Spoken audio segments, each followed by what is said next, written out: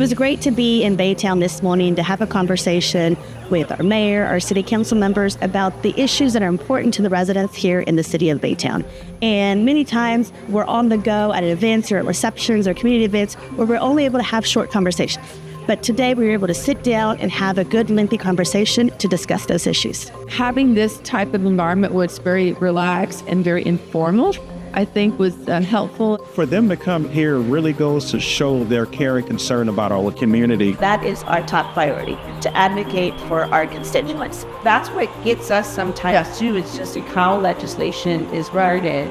We've also talked about transportation, and I think one of the most important things that's going on is that we all need to work together to make things better for the community. When you're at the Capitol, we're hustling, bustling, moving from one thing to another, and here it was all Baytown. We're focused, we're here, we're present in every way. We have different conversations. And so the conversation in Austin is focused on the legislative priorities, on bills that need to be filed, bills that need to be amended, funded that needs to be requested. We're discussing about the day-to-day issues. Water is going to be a huge issue in the future. Drainage around the Gulf Coast is a huge issue. Roads getting back and forth to areas are a huge issue. Sometimes it's just getting back to the basics, right? Focus on the main big problems that are happening in the state. All of us that we're sitting here are just wanting to do what's best for our communities. And sometimes that's hard to dive in because everybody has a different idea of what that is, but that we're all working very hard for the people that elected us and just for the places that we live and raise our families. You're even more engaged. I think y'all have always been, the city of Baytown has always been engaged with the council members coming up. How do you balance statewide priorities versus the local priorities? We're going to need municipalities and them having their voice and their say. So we can't bring in industry in. We talk about Baytown being here because of industry.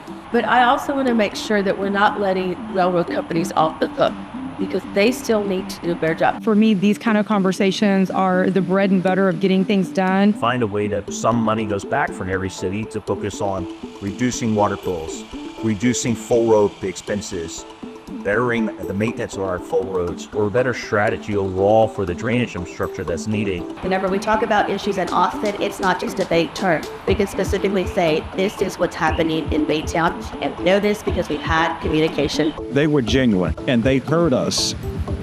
Sometimes you go out and you don't feel heard, but we all walked away feeling heard today. It is important for us to share those experiences because for us as legislators, we are representing our community at the Capitol, and we can't do that if we don't hear from them. And for them to ask us for our help means that they are looking for that partnership and they're looking to cultivate those relationships. And you hear from other legislators, even in rural Texas, saying that is an issue for us as well. This is the first time that any of my cities has done something like this.